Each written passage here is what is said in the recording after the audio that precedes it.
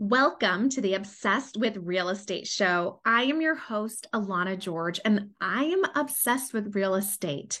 Obviously, because I just had my baby almost 3 weeks ago. Little Barrett Mason George was born on 420.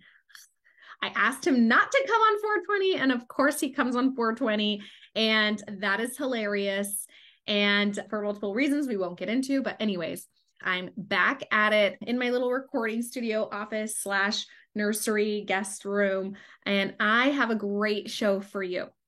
By the way, feel free to head over to my Instagram at AlanaGeorge_real estate if you would like to see baby pictures. I'm trying not to spam. Obviously, I'm proud. But if you are interested in seeing little 7 pounds, 4 ounces Barrett, he is there and he's doing well. We are both thriving, although I've only slept 2 to 3 hours at a time every night. Hopefully, this episode is okay. We'll see. So today I have Kevin Amos with Pine Financial, and he is an amazing interviewee. He talks about so much good stuff. He has over 20 years of real estate industry experience, investing, doing lending, private money, rehabbing, foreclosures, as well as had a lot of success with lease to own options. So that is really cool. It's definitely making a comeback. We talk about how to find your why and why having a why is so important. That was a little bit repetitive, but you know what I meant. So finding your why and how to find your why. We talk about, as a private money lender now, what he looks for in the investor and the deal when he funds investors for private money. So some great insight there. If you've never gotten private money for your investments before, super cool. And then obviously how to thrive in a recession. So he talks about what he did and his mistakes in the last downturn and what he's doing now and how you can too. So it's going to be a great episode, and thanks for joining. Let's see how rusty I am, huh? Let's hop into that interview. Great. I have Kevin Amos with Pine Financial. Did I say that right? You nailed it. That's fantastic. We were practicing before hitting record. And he is here to share some wisdom with us. Let me tell you, this guy's background is so diverse. He has over 20 years of experience with real estate investing, lending, rehabbing. He's done over 1,000 real estate transactions. I'm super excited and honored to have Kevin on the Obsessed with Real Estate show. Kevin, thank you so much for being here. Alana, thank you. So what a great intro. And you got the name right. I'm so happy to be here. I'm going to drop some nuggets for your listeners. I'm excited to spend a little time with you. Cool. Yeah. So let's jump right in. I've kind of gave a little bit of an intro for you, but I know your background is diverse. So go ahead and fill me in and the listeners on a bit of your background and how you got into real estate investing.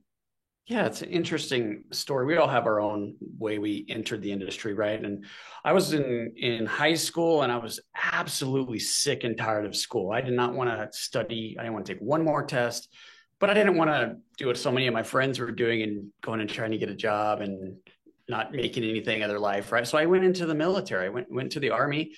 And while I was in, I was able to save a little bit of money because there's not a ton of expenses in the military.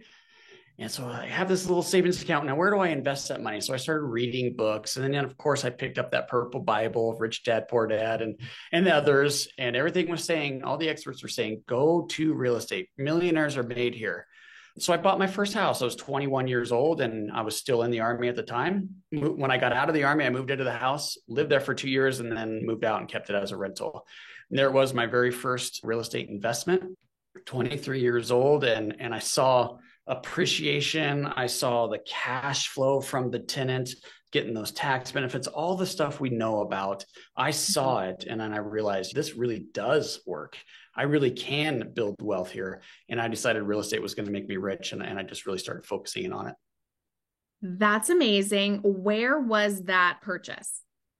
That first purchase was in the ghetto, if there is a ghetto, in Denver. It was in one of the roughest areas of the city of Denver. And it was, what do they call it? Swansea is the name of the neighborhood. And It's very interesting because my next door neighbor, I later learned his name was Ricky. Ricky was the leader of the gang in this specific area. There was some gang Oh my activity back gosh. in that time.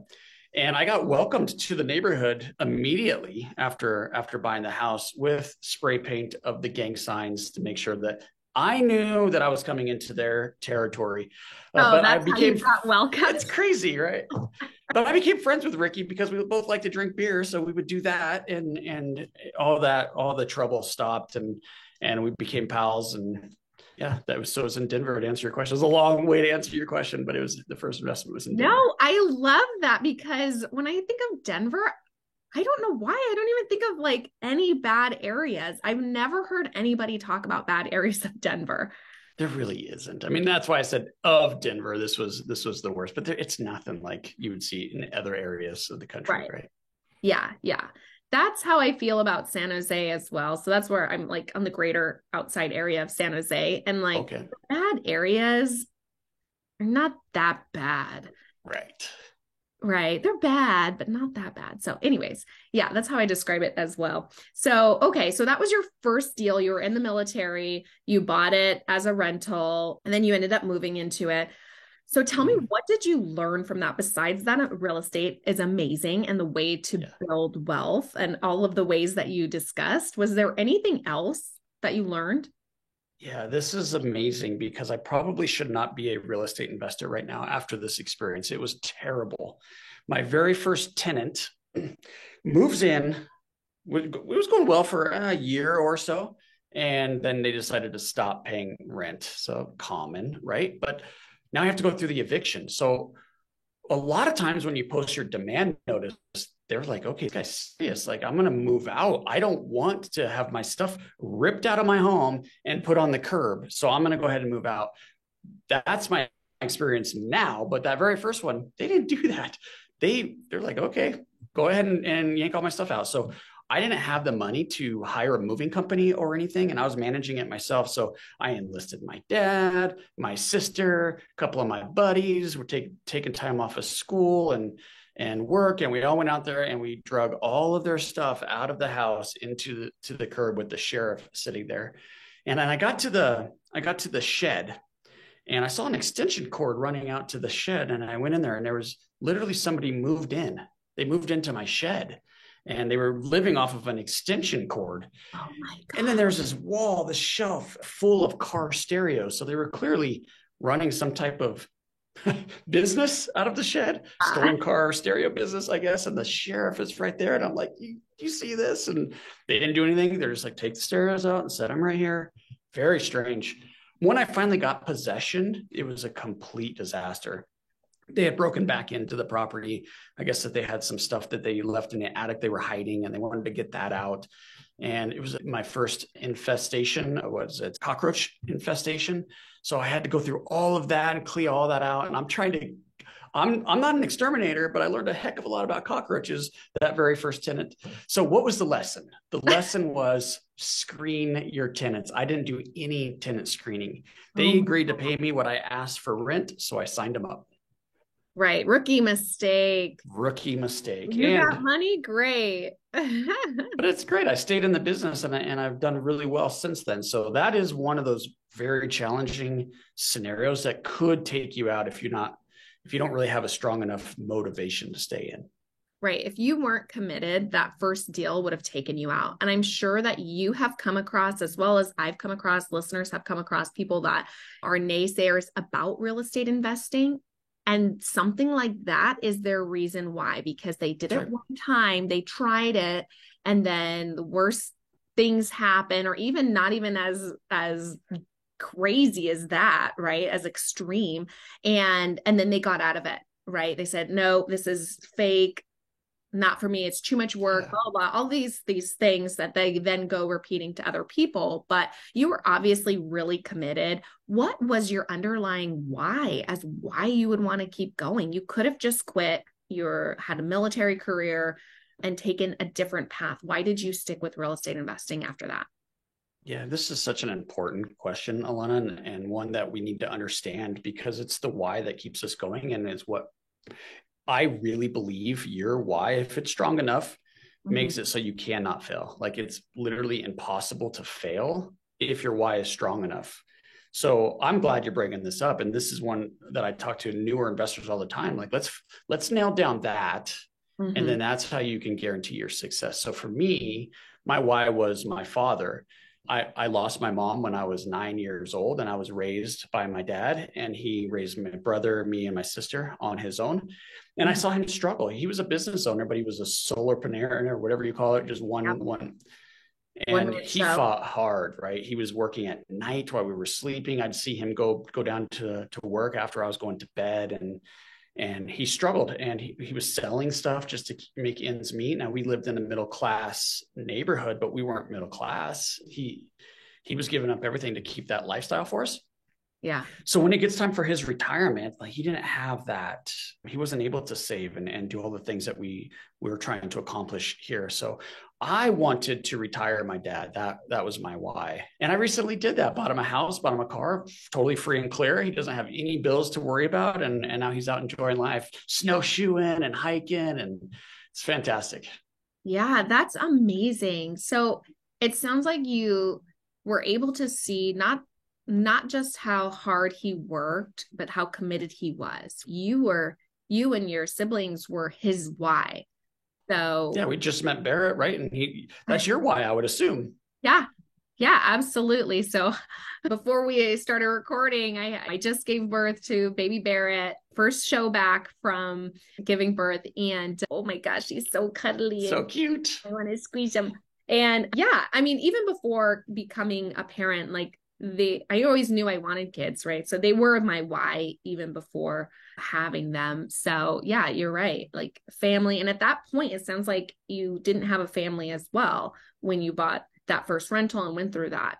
So just knowing that someday you would or want to be that provider is enough. And okay, this is like a tangent and totally cheesy, but I think stuff like that, right? Like planning your financial future and setting yourself up and having a why, even for kids that you don't have yet, right? Is the beginning of parenthood, of being a good parent before even having kids, as well as picking your spouse, right? Picking your partner, picking the parent of your child it's being a good parent before you have kids. And that's so cheesy, but like, good job to you, right, for thinking ahead, and huge kudos.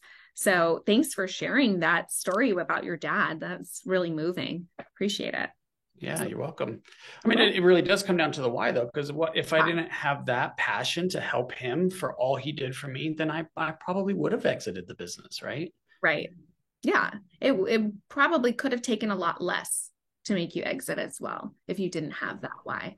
That's very powerful, a motivator, is the love you have for your family. So if somebody's listening to this and doesn't have a why, like what advice do you give them to find it?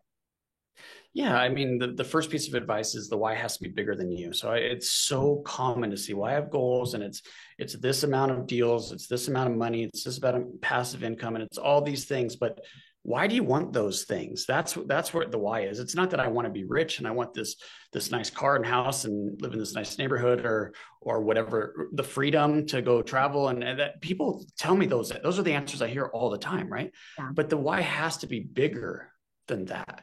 So, I mean, it sounds cliche, but ask yourself why 4 or 5 times. So you want the money. Well, why do you want the money? Because I want the freedom. Okay, why do you want the freedom? I'm trying to peel back that onion a bit. But it has to be bigger than you, or it's not going to work.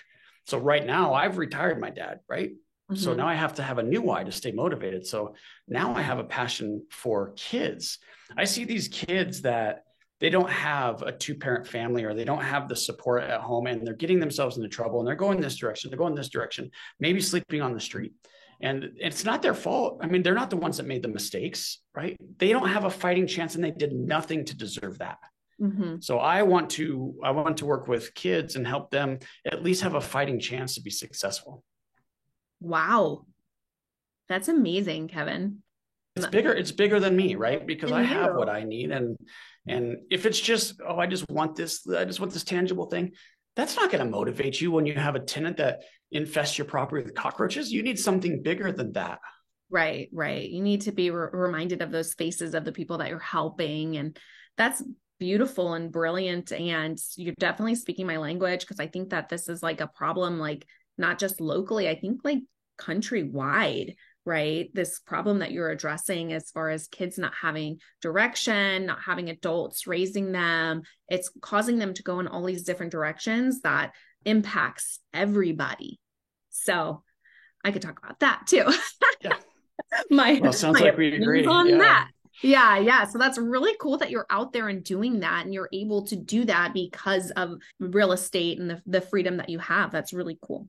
So tell us now a bit about your current portfolio, right? We heard about your first deal. If you want to carry us through actually Yeah. very quickly where you are to now, because it sounds like you said 20 years experience. So from there to now, fill us in. What happened? Yeah. Yeah. I know I look way younger than that, right? Yeah, yeah. I didn't want to say it looks like it's been 20 years. It Oh, that's funny. sounds like it's been 20 years. You look great. That's great.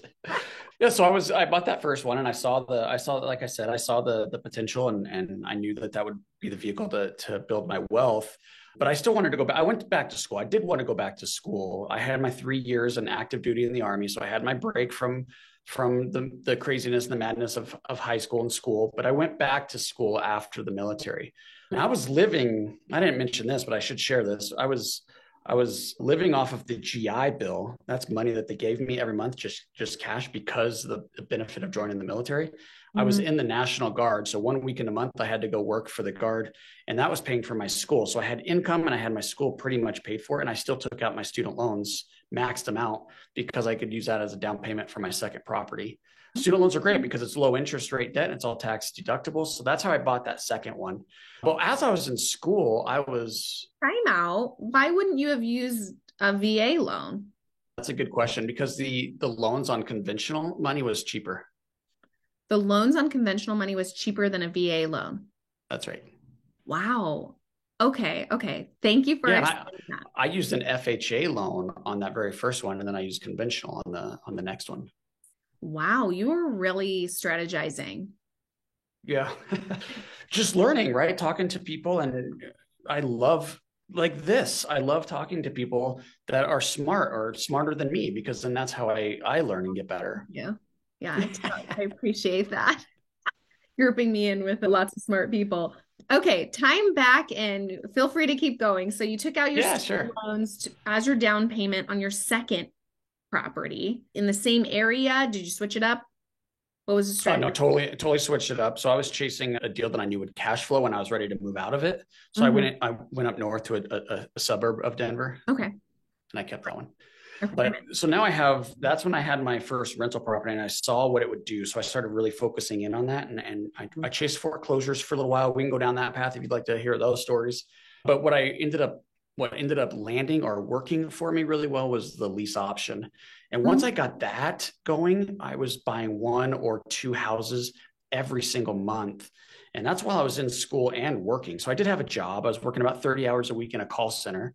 The great thing about that job was it was inbound calls. So while I was Okay. waiting for the phone to ring, like I was doing loans applications over the phone. While I was waiting for the phone to ring, I could do my homework. So I was studying at work. That way, when I was at the house or at home, I could focus on calling motivated sellers and going to appointments and meeting with them. And so that's how that job, thank God, that's how I had the time to do it. But yeah, house or two a month while in school, while working. And I fell in love with the financing side of real estate. The financing side is the deal. It's how you structure it. It's how you write your offer. It's how you negotiate with the seller. Mm-hmm. And so I just started migrating towards the financing side. I became a mortgage broker, which was terrible. I learned quickly I did not want to do that. Wait. Tell me why it was terrible. Okay, so this is what happened. I was approving people. This was back in six-ish, Okay. 2006, seven-ish.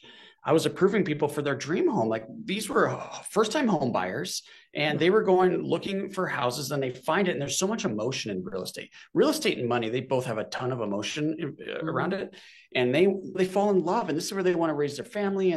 And then all of a sudden, the guidelines are changing because the market starts getting tough.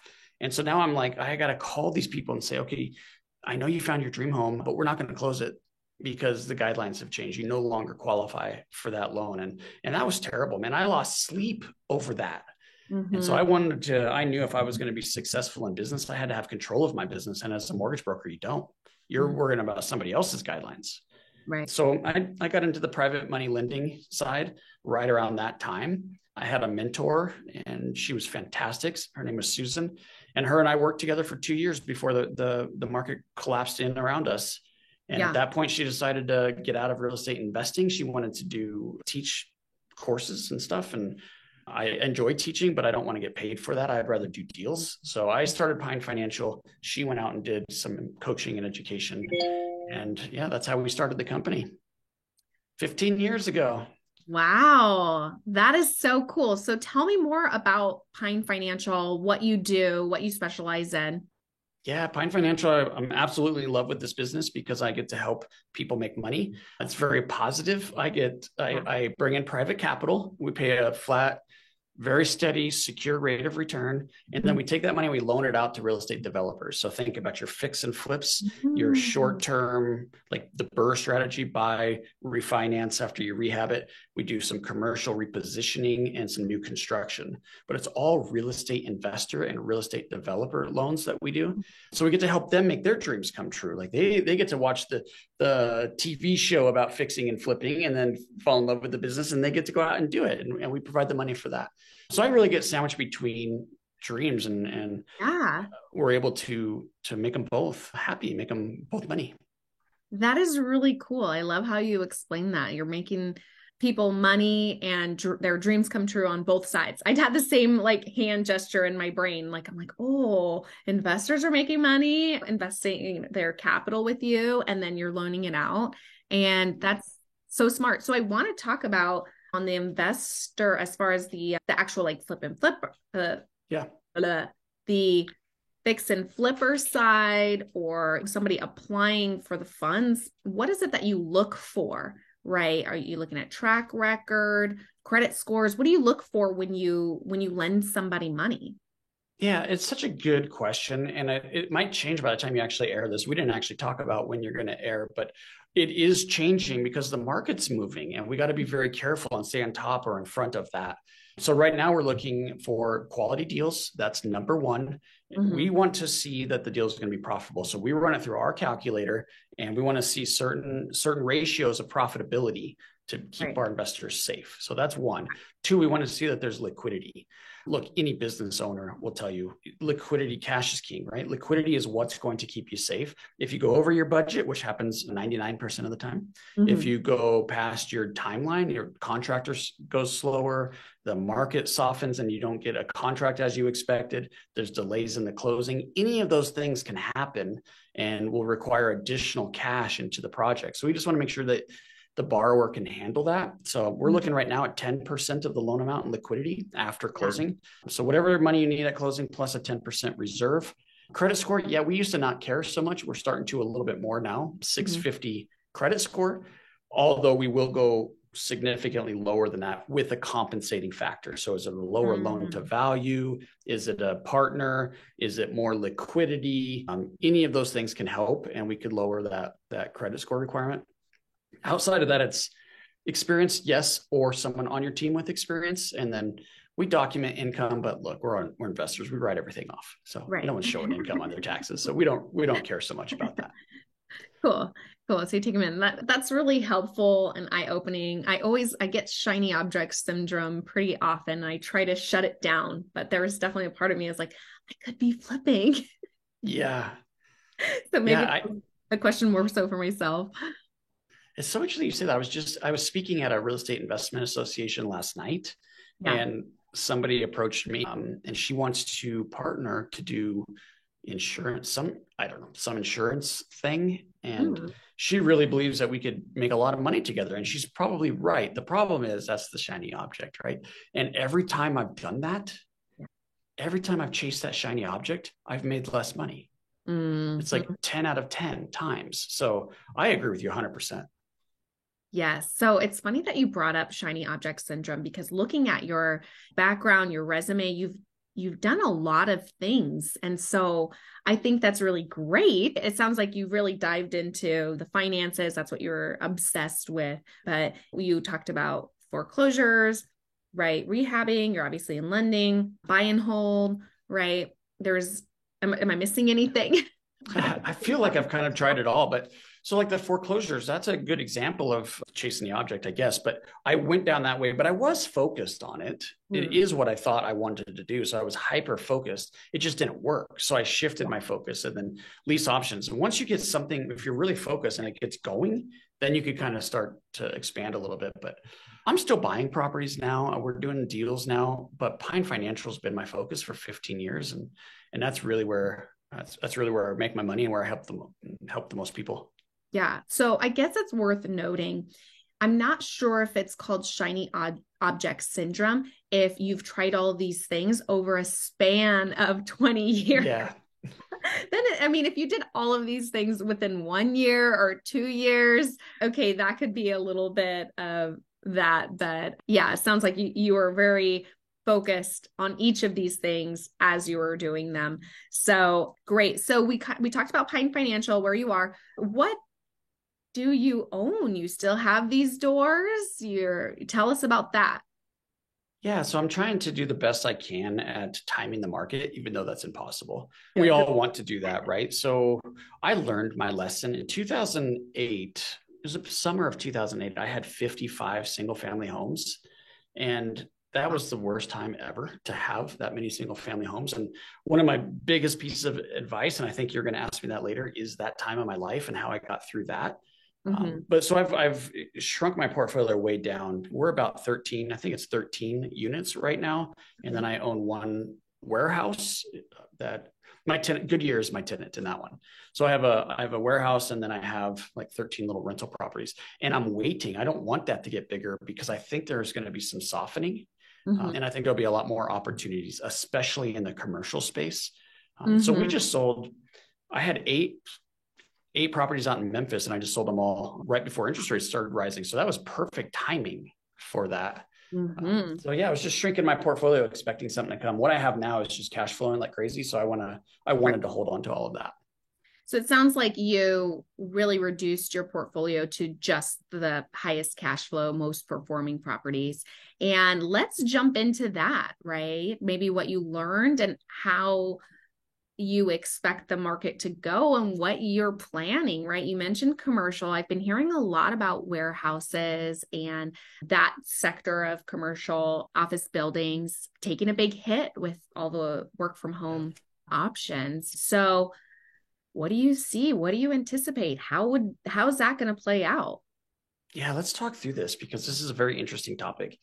You have Brookfield giving back properties. They're just, your bank, take them. And this is in California, right? You start seeing office buildings, big class A office buildings, just going back to the bank with no fight, nothing. That's a little scary. I think office is in real trouble, and we're going to see some conversions for sure because there's a housing shortage.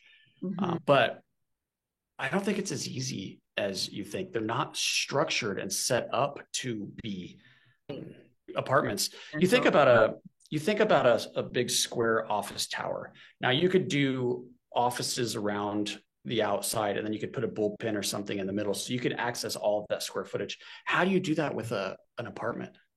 I mean, you need access. You need natural light to get in. You can't be closing these off for bedrooms and then not have any light in your living room, right? So I think it's going to be an interesting challenge that we're going to see with the office conversion stuff. Hotel conversions, we're seeing a ton of that. But I think the real opportunity is probably going to be in multifamily. And it's interesting because right now people are, I mean, and it's been like this for years, but people are like excited about multifamily. You see all these syndicators all over podcasts raising money so that they can go out and buy apartment buildings. And here's what happened when you have all of that activity and all that traffic and crowd, we drove cap rates down. So now we have apartment buildings trading in a 4 cap rate, which is clearly not sustainable. Right. You can't make money at a 4 cap. And now your interest rates are 7 and 8%, and they're still trading in 4 and 5 cap range in a lot of the country. And that's what we call negative leverage. You're borrowing money. For the listeners that don't understand this, a cap rate is the rate of return a building will produce if there's no leverage, no debt. So if you just paid cash for it, what's the return you're going to get on your money? So if you're talking about a 4 or a 5 cap, and then you're going to try to leverage that 4 or 5 cap with 7% money, that's called negative leverage. You're borrowing more than you're making. That's a recipe for disaster. Couple that with the fact that commercial loans have terms and they come due. And to qualify for loans, you have to have a debt service coverage ratio, which means the income has to produce enough to pay your debt. And with interest rates twice as high as where the current debt is, they're no longer going to qualify with the debt service coverage ratio. And banks aren't going to be able to have toxic assets on their books. So now we have banks that need the loans off their books, the properties off their books. We have buyers that can't cash flow because of negative leverage, and we're going to have a storm. So the only thing that can give here is values. The prices have to come down so that the investor can get an expected return on their money. And as long as interest rates remain where they are, which the expectation is they're going to, we're going to have to see some price pressure.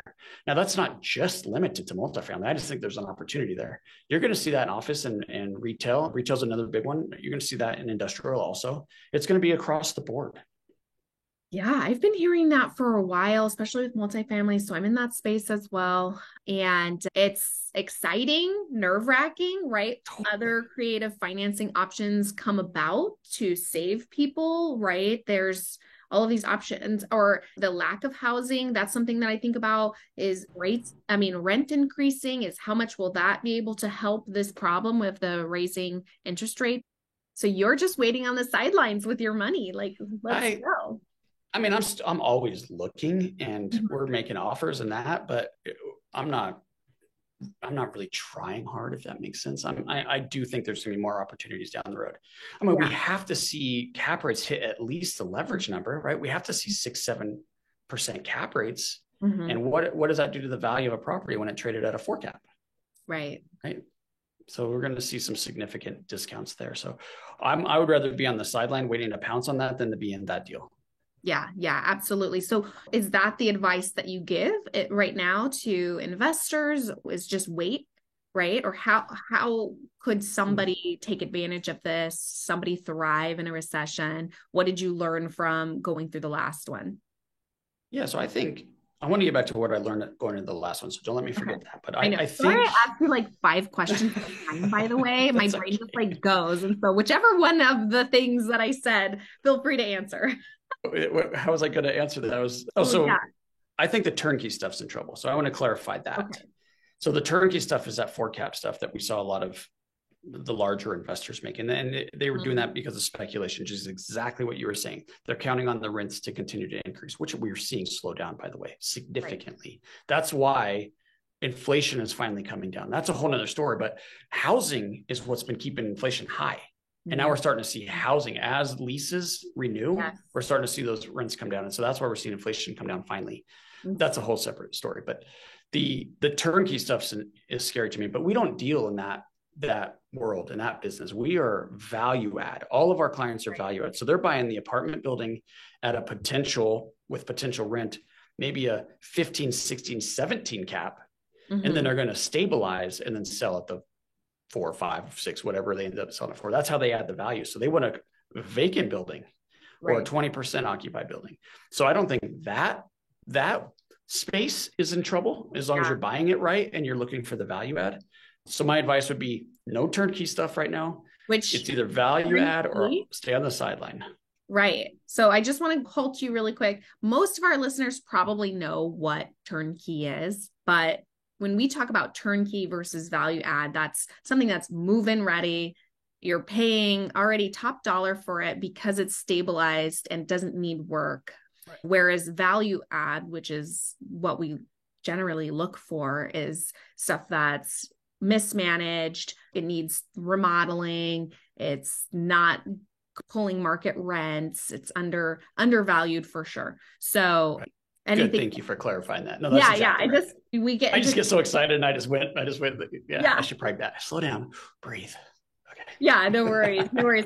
Sometimes it's hard to jump in to break break down the key terms and definitions, but I definitely want to do so we don't lose anybody with these fancy words that we thank you use, and they really have simple explanations. So your advice, just repeat it again, it was to I would say don't buy anything turnkey right now in this environment. It's just too scary. So I would say either keep buying. You can buy and you can make money in any market. So I would say if you're interested, you can keep buying, but just buy value add and buy right. Otherwise, I would suggest sitting on the sideline and waiting for the opportunities. If you're looking for more of a turnkey type of product. Now you can invest in a syndication or in a fund like what we manage or something, and even if it's more temporary, and have somebody else that can do the value add for you or the project for you and help you manage that and get through that. That might be an option for you. But I just wouldn't go out and buy turnkey stuff right now. Okay. I love that advice because I never want to say don't buy. So people ask me a decent amount of times, like, is it a good time to buy real estate? Right? Is it a good time? And my answer is like, it's always a good time. Always a good time. Yep. It just depends on what you're buying, right? You can change strategies on what you're looking for. Like you said, do value add and not turnkey. It's always a good time to buy. It's all about the numbers. And if you're running them conservatively enough, right, then you're fine, is what that's right. My takeaway is, as well as not buying turnkey. So would you say that's your current struggle where you're at right now, is just finding deals? Or is there something else being where you're at right in your investing career now? Are there any other things that you're up against or struggles that you're having? Yes, it's very interesting because it's not the deal flow. Mm-hmm. Look, we have banks collapsing around us, and there's going to be more for the reasons I've laid out for the commercial. When commercial loans start defaulting, you're going to see more banks go down. So as banks go down, other banks that are, even if they're healthy, they see their peers going down and they get nervous. Right. So banks are scared right now. And so they're tightening guidelines significantly. I got an email Monday and then another one from the same guy yesterday. I don't know when you're going to drop this. We're recording on a Wednesday. Yeah. So 2 days ago, and then the same one following up with me yesterday, because his bank just bailed out on a 72 unit apartment. Mm-hmm. And the bank, it's a good loan. And the bank can't do it because they don't want that asset class right now because of their peers are going down. So we're seeing an influx of deals, good quality loans, because banks are nervous right now. Yeah. My problem is we don't have enough money to fund all of this. Our capital comes from private investors. So it's hard. We're hitting the streets and trying to raise this money and show investors how this passive return can benefit them and stabilize a portfolio in a shaky economy. But it's a lot of work and it takes time, and we just have a high deal flow. So the friction point for us right now is capital. Wow. To take on all of these deals that the big banks are passing on, basically. Because they're good scared. Quality loans. They would fund it absolutely if we weren't in this environment, right? It's a good loan, good asset, good sponsor, and they're saying no.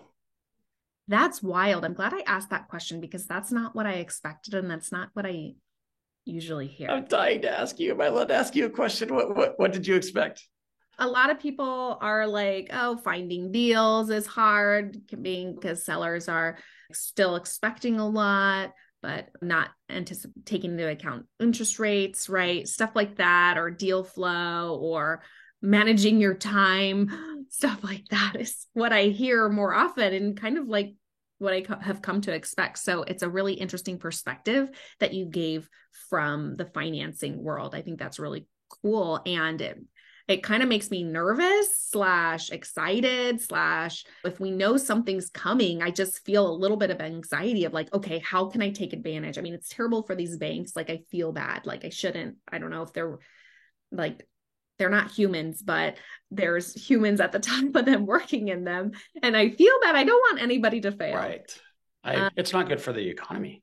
No. Yeah, I'd prefer it if they didn't. But if they were to, how could I best situate myself, right, in my portfolio or moving forward? How can I take advantage of this? And so my little wheels are like semi-turning. Yeah. semi-turning because again, we're day 20 with a newborn and I haven't had more than 4 sleep at a time. So they're only semi-turning. So any more advice is welcome on how to position ourselves. Yeah, there's two things here. If you're looking for the passive side, like you don't want that value add project that we talked about, because look, it's a lot of work. There's some risk. It's not the easiest business to get into. Now it pays super well. If you could find the right deal and do the repositioning, you make a ton of money, but it's not for everybody, right? So there's two sides to this. There's the passive side. I want the turnkey. I don't want to worry about it. I don't want to think about it. And then there's I want to look for real estate opportunities that I could buy and own and be a sponsor on. So the advantage on the passive side, I think, is in the lending. And the reason I say that, if you think about these bank failures, the one thing they all have in common is they're failing because of what they invested in. Now they have depositors leaving, and there's runs, and there's all these, their concentration on crypto or whatever. I mean, they each have their own story, right? But what's common is they're invested in long-term, low interest rate debt, whether that's treasuries or mortgages. So lending, private lending to real estate investors is high interest rate, short-term debt, which is the exact opposite and what is thriving right now. So there's tons of opportunity in the lending side of this industry, especially with banks not lending, right? There's capital needs for real estate investors, and you could benefit from that. The other side, now, if you're a real estate investor and you want to go out and do your own projects, like sounds like you and I do, then the deals are what we already described. It's in the commercial space. I don't think there's going to be a big softening in residential. I do think they're overvalued, but I don't think we're going to see a big softening. Yeah. It's just going to be pretty steady until everything can catch up. Now, if we see interest rates come down, which is entirely possible with inflation coming down, then there might be some opportunities. But right now, I think it's in the commercial world. Interesting. I love it.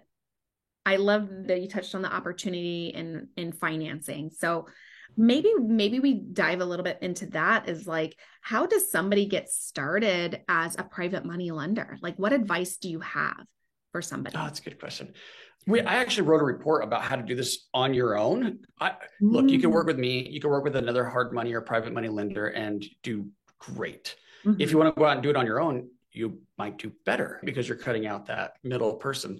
Right. The problem is I see people make mistakes and then they call me and ask me for help. And I'm always willing to help because I don't want anyone to lose money. But it'd be so much better if you didn't make that mistake in the first place, because sometimes you can't unwind a mistake, right? So I wrote a report and I just give that away for free to people that want to go out and do this business on their own. So your listeners can get that at thepinereport.com, which is a downloadable PDF. So I would start there if you want to get into the lending business. And then if you want, give me a call. I'm happy to talk to anybody who's interested in how it works. That is really cool. Thepinereport.com. And I will definitely include that in the show notes. That sounds really helpful. So it sounds like option one would be to invest capital with you. Then you go and find the deals, and it's less of a headache, less of a return, more passive, right? If somebody has capital hanging out, they want to put it to use as a private money lender, but not necessarily be the one picking the deals, right? There's potentially more of a return for somebody to go out and do it themselves.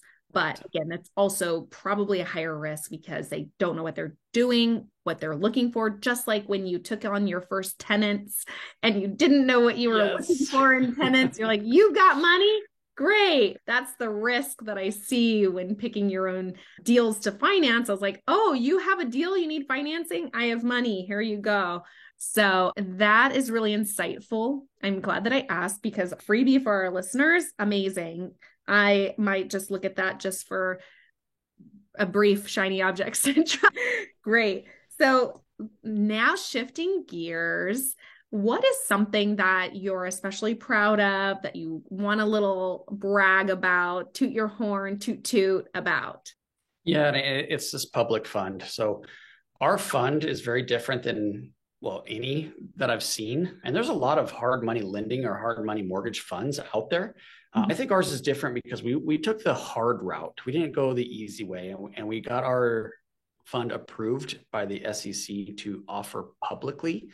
Now Wow. we're not on an exchange or anything like that, but we could advertise it. We could tell you we're promising an 8% return.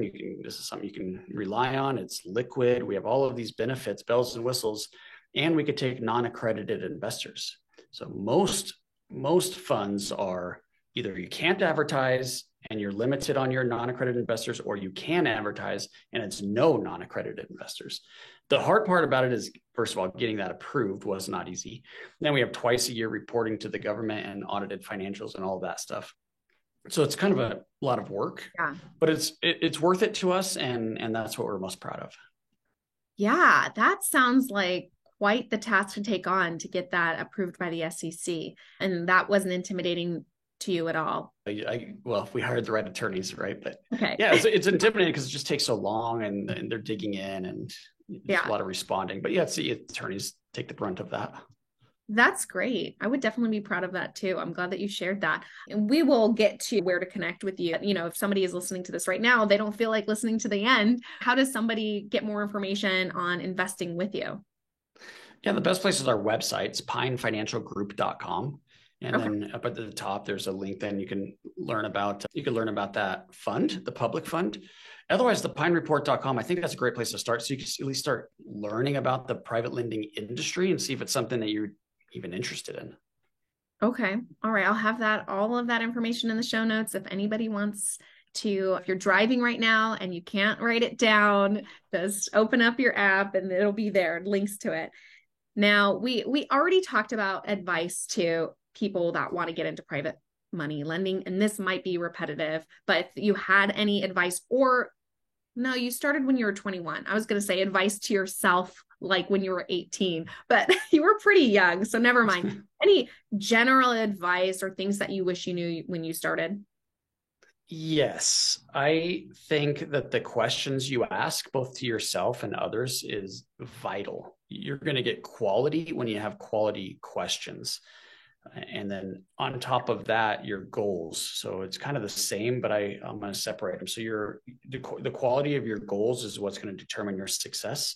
Your why is going to help you accomplish those goals, but you got to have a really clear and quality goal. And here's what I mean by that.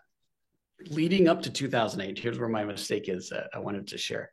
My goal was to do buy one house every month. Mm-hmm. So it was really about number.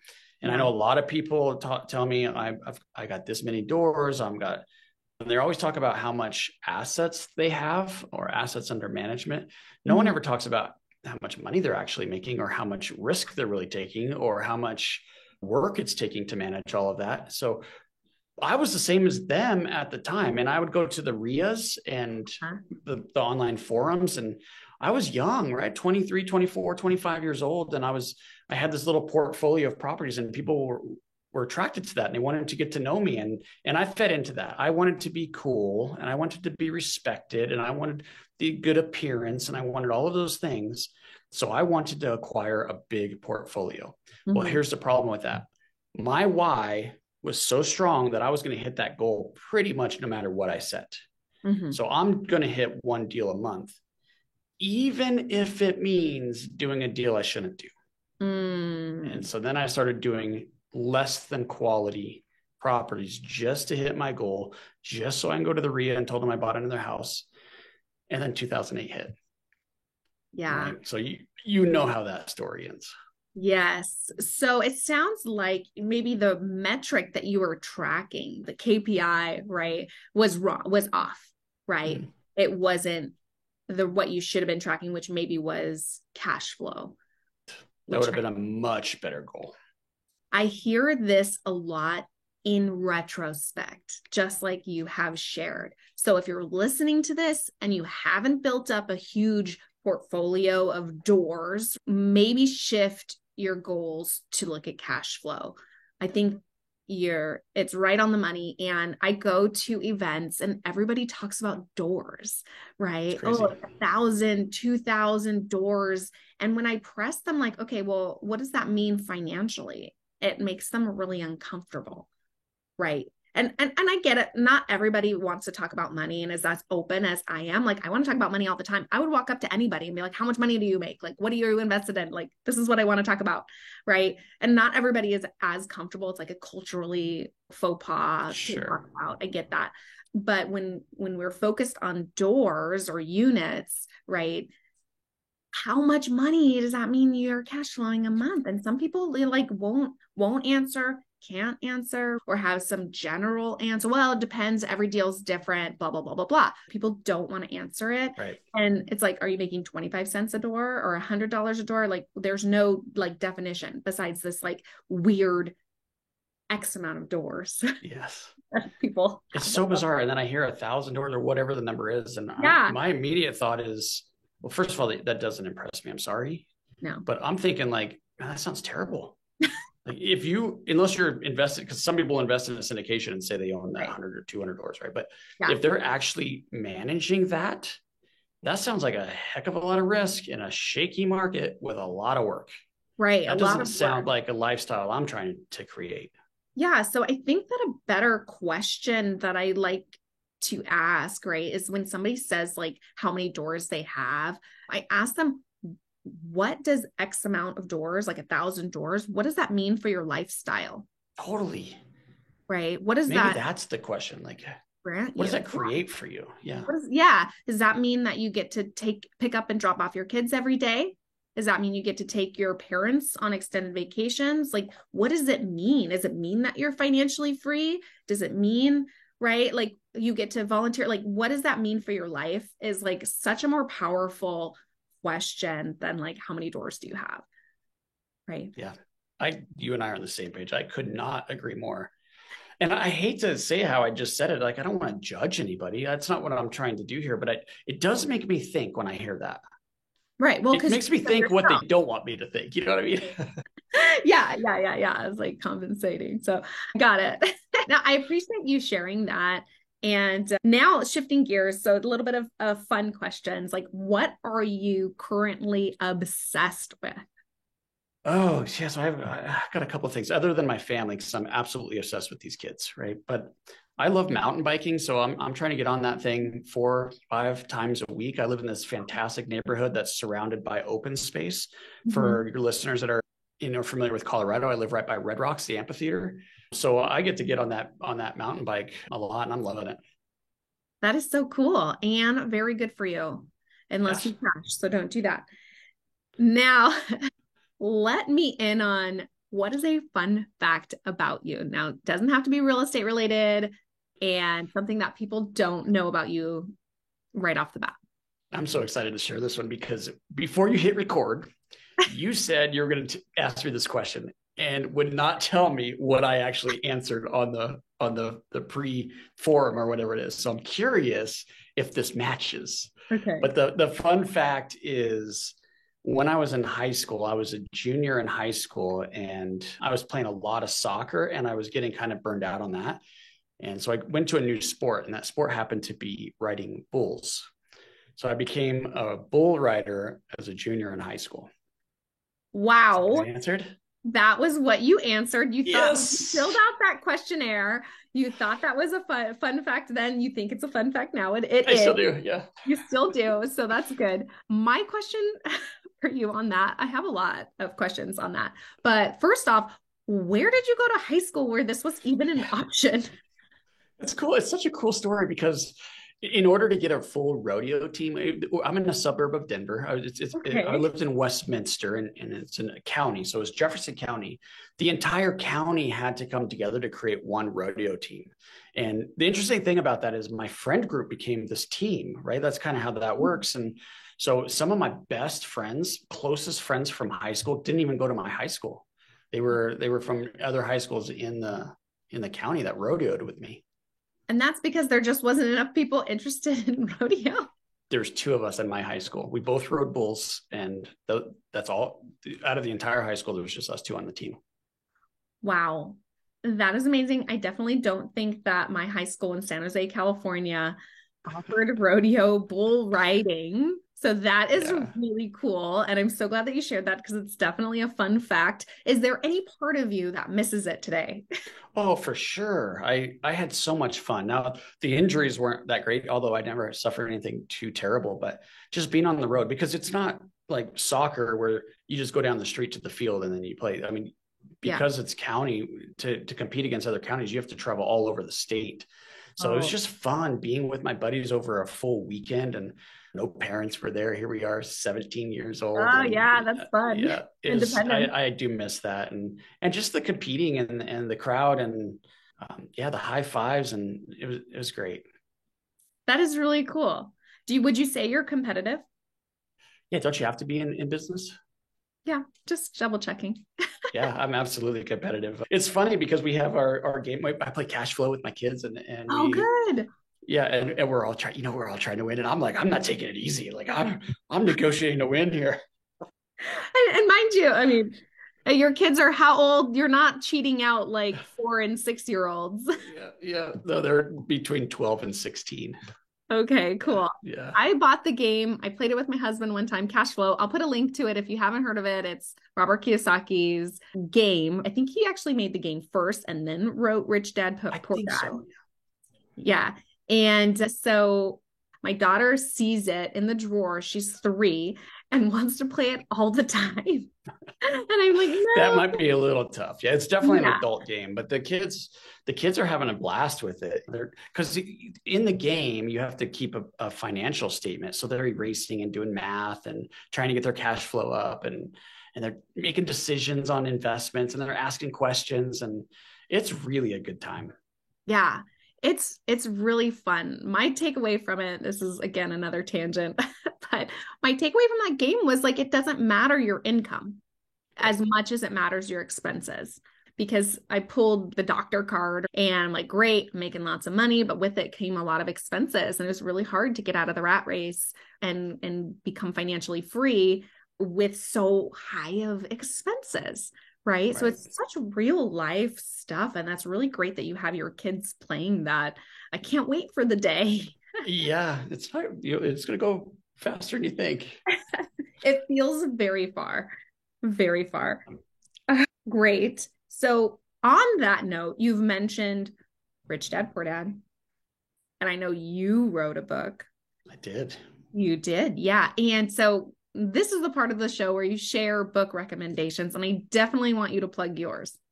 Okay, let's talk about that one first, and I'm going to give you another one that I'd like to recommend. But so when I was feeling really good about myself, and people were coming up to me and how are you buying a house a month, and I was just getting this constantly, right? Everyone was asking me how are you doing, how are you doing, walk me through. So I decided to write what I thought was going to be a biography and just kind of walk you through the story of my life and how I was able to do that. It turned into more of a how-to. So then there's scripts, there's forms to use, specific strategies on how to locate sellers that would negotiate with you. And it's really about the lease option strategy. So it's buying property with little or no money down. And I got to tell you, when 2008 hit and the market was collapsing in around me, it was my lease options that got me through because I wasn't guaranteeing any debt. I was able to call the owners and say, because of the way we write our agreements, I was able to call them and say, I can't continue to make these payments to you. We need to lower the payment amount. And I could renegotiate. That's very hard to do with a bank. Yeah. Right. So you're not obligated to buy. It's an option to buy. There's all kinds of huge benefits to protect yourself. And that's good. And I'm glad we're talking about this right now because as interest rates are so high, lease options and other owner finance strategies are going to be very prevalent. So Mm-hmm. you're going to see more of those strategies because you don't want to pay off a 3% loan if you don't have to. If you Mm-hmm. can take over that loan, it's far better than going out and getting a 6 or 7% loan. So the book is mainly about the lease options and how you can go out and do that in 45 days or less. You get it on Amazon at 45dayinvestor.com. It directs you right to it. So 45dayinvestor.com, and it'll take you over to Amazon where you can buy that. Perfect. And that's the name of the book, 45 Day 45 Day Investor. Yep. Got it. That sounds really relevant to today's market. And so we'll have the website there, link to Amazon also.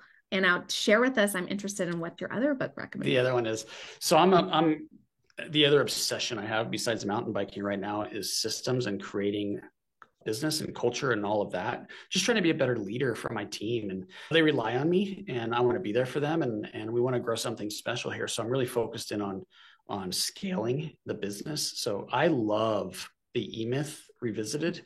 That's really a great book if you're in a position to want to turn your investing business into an actual business instead of a hobby. And he actually wrote an E-Myth version for real estate investors. So that might be an interesting. It's not as good, quite candidly, as the original, but the original and then that one. Yeah. I think that's a fantastic book for anyone who wants to actually turn this into a business. That is cool. I think that I've only read half of the E-Myth. Oh no, really? I read it all the time, actually. The half that I can't do that. I can't read half a book. If I start, I have this, I don't know what it is, but even if it's a terrible book, I still finish it. Yeah. I feel like if I started, I finished. Oh no. I don't remember why. I only got through half of it if I got distracted. You gotta go back. I don't know. Well, yeah, I'll revisit it. That's awesome. Okay, that was funny. Thank you. Okay. So, Kevin, what is next for you? What is next for Pine Financial? Yeah, we're growing.